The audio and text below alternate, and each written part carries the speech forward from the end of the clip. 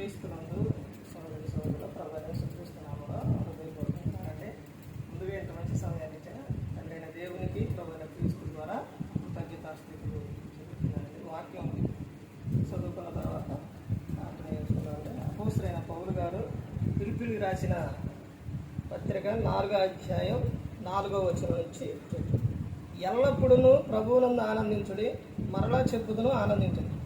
ఈ సహనమును సకల జనులకు తెలియబడనీడి, ప్రభువు సమీపంగా ఉన్నాడు. దేన్ని గూర్చి చింతపడకుడి గాని ప్రతి విషయంలోనూ ప్రార్థనా విజ్ఞాపముల చేత కృతజ్ఞతాపూర్వకముగా మీ విన్నపములు దేవునికి తెలియజేయండి.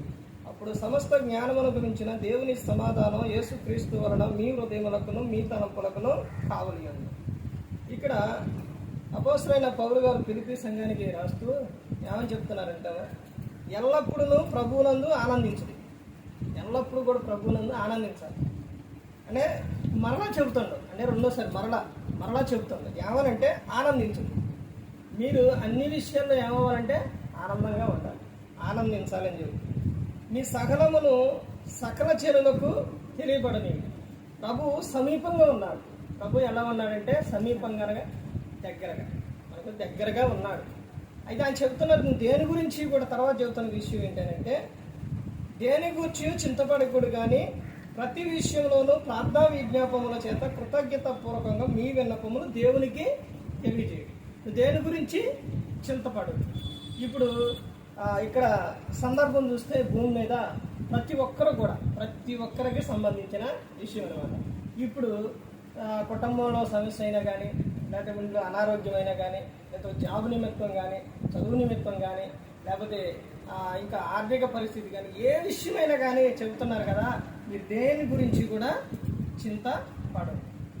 ఎందుకంటే ప్రతి ఒక్కటి కూడా ఏమని చెప్తున్నారంటే అక్కడ చూడండి, మీ దేని ద్వారంట ప్రతి విషయంలోనూ ప్రార్థనా విజ్ఞాపన చేత కృతజ్ఞతాపూర్వకంగా మీ విన్నపములు దేవునికి తెలియజేయండి.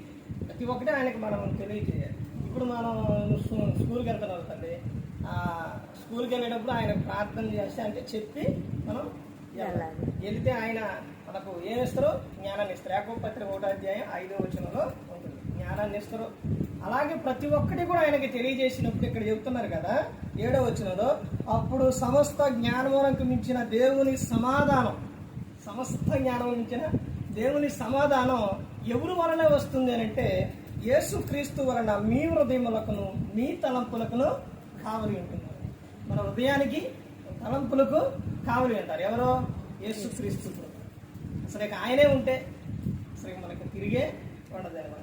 19వ వచనంలో చెప్తున్నారు కదా, కాగా దేవుడు తన ఐశ్వర్యం చొప్పున క్రీస్తు యేసునందు మహిమలో మీ ప్రతి అవసరం కూడా తీరుస్తారు అని చెప్తున్నారు. మీ ప్రతి అవసరం ఏదైనా ఉన్నా, ఏదైనా కానీ వాక్యం చదువుకొని, ఇప్పుడు బైబుల్ ఉన్నదమ్మా, బైబుల్లో వాక్యం చదువుకొని, అంటే వాక్యం చదవడం అంటే ఏంటంటే అమ్మా, ప్రార్థన వాక్యం అర్థం ఏంటంటే, ప్రార్థన అనగా దేవునితో మనం మాట్లాడటం, వాక్యం అనగా దేవుడు మనతో మాట్లాడటం. ఈ రెండు కూడా మనకు చాలా ప్రాముఖ్యం. ఇవి ప్రతి అవసరం కూడా ఆయన తీరుస్తాడు. అంటే ఎవరికి? దేవునికి చెప్పుకున్నప్పుడు యేసుక్రీస్తు ప్రభువు ద్వారా మన ప్రతి అవసరం తీరుస్తాడు. తర్వాత పరిశుద్ధాత్మ దేవుడు మనకు ఆలోచన ఇచ్చి ఆయన ముందుకు నడిపిస్తాడు అనమాట. ఏ విషయాల్లో కూడా మనం దిగులు పడకుండా ప్రతి ఒక్క విషయంలో ప్రభువు చెప్పి ధైర్యంగా మనం ముందుకు వెళ్ళాలి. అందుకని యేసుక్రీస్తు ప్రభువు అందరినీ ప్రేమించారు, అందరి కోసం లోకంలోకి వచ్చారు, శిలువలో ఆయన ప్రాణం పెట్టారు. ప్రతి ఒక్కరిని ప్రేమిస్తున్నారు.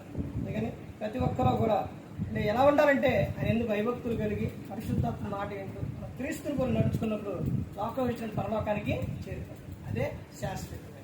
ఈ విధంగా నేను మాట్లాడించిన తండ్రి దేనికి కృతజ్ఞతలు చెల్లిస్తూ మరి శ్రద్ధగా మీకు ప్రభువు గారు నా హృదయపూర్వకంగా చెల్లిస్తూ ఈ మాటలు అందరికీ ప్రార్థన చేసుకుంటాం. ఆదేశం.